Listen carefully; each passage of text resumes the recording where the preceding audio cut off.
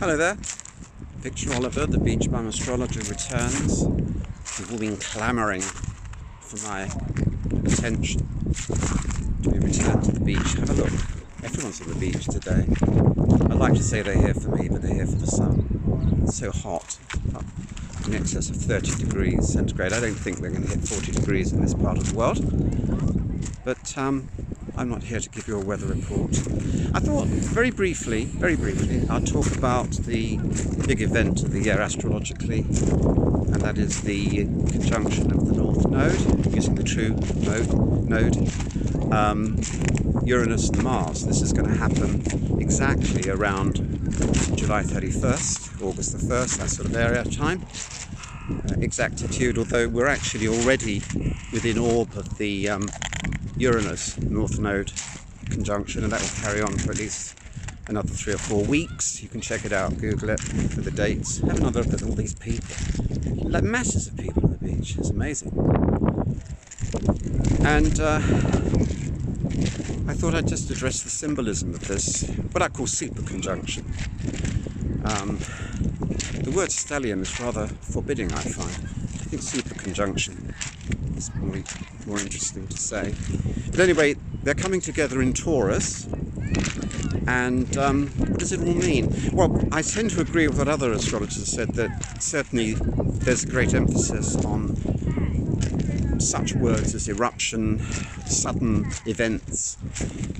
With the North Node involved, we're dealing with the destiny point, the direction of travel in life. With Uranus involved, we're dealing with the unexpected, and Uranus is also known as the awakener. And people walking around with great big rucksacks on their back. It's amazing. And Mars, as we know, can have violent tendencies. It's certainly dynamic. I think it's a bit old-fashioned to say masculine energy these days. But certainly with Mars around, with Uranus, we are dealing with a set of situations probably which will change our direction. Now, you could say that we're always changing direction. The last time this particular type of conjunction occurred in Taurus, I am told, was in 324 BC, or BCE if you prefer secular terminology. I don't know whether that's true, but certainly I can tell you that it's a very remarkably rare event, and we cannot know what it portends to.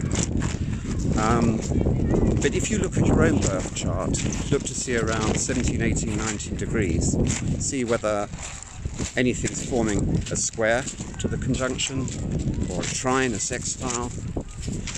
These aspects will determine whether the effect of the conjunction will prove to be positive or challenging. But even challenging aspects are really indicative of things to be attended to, and outcomes can always be positive if you accept the need for change or whatever it is that needs to be attended to, rather than just dipping your head into the sand. But I was looking at the chart of Russia. I mean, lots of charts for Russia. And if you look at the 1991 charts, when communism ended and various other things happened, it's interesting to see that the conjunction approximately occurs opposite Russia's Pluto. And Pluto, combined with the planets Mars and Uranus, is certainly extremely challenging indeed. So I would say that over the next month, look to see what Russia does next. With Putin, I'm afraid to say, I think he's capable of anything. And I'm not apocalyptic by nature, but certainly I think we're in a very dangerous period in our history. And the aspects do give choice. The opposition always gives choice, but there's things to watch. It's also interesting to look at the Queen's chart. The conjunction occurs approximately, it's slightly out of orb on exactitude, but occurs opposite her Saturn and midheaven.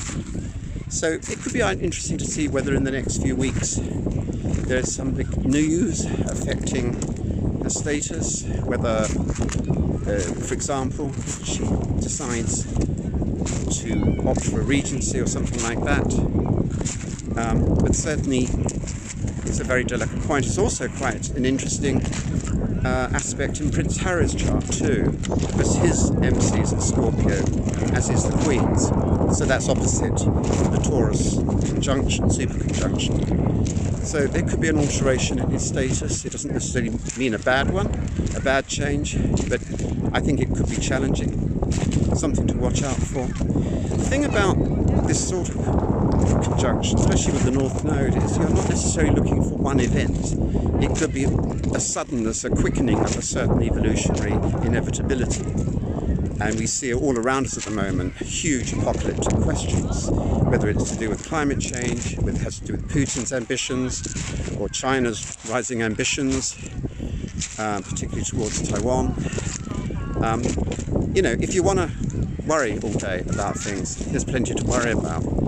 But I tend to see things more in evolutionary terms, and so I'm not sitting here worrying, as you can see. I mean, it's people enjoying the sun. We talk about climate change, and then people are basking in the sun, hopefully with their factor 50, coating their skin. But I just thought I'd bring to your attention this remarkable astrological event.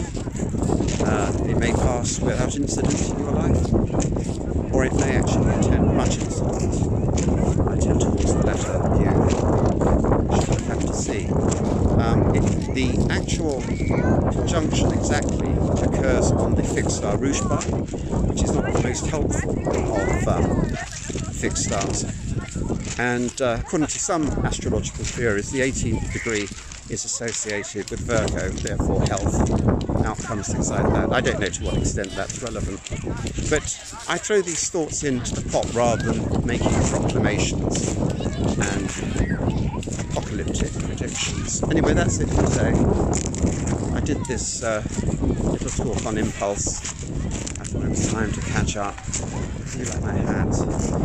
And if you're an astrologer interested in specialising in whole life purposes, which involves the North Node, you get my book, Chasing the Dragons, an introduction to draconic astrology. You can buy it off the Wessex Astrologer website, and Wessex Books.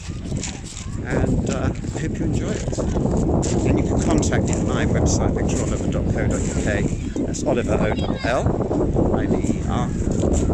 And look at this, lovely. We're at the Perch here in Lancing. Everyone's sort of, I don't know what they're doing. Eating, I suppose, drinking. Would you like to come here? Come and visit me. To Lancing. Gateway to Worthing. Yeah, the Perch is amazingly busy actually. It's sort of made its own market. Lovely to talk to you. Wishing you well. And let's see what happens at the end of this month.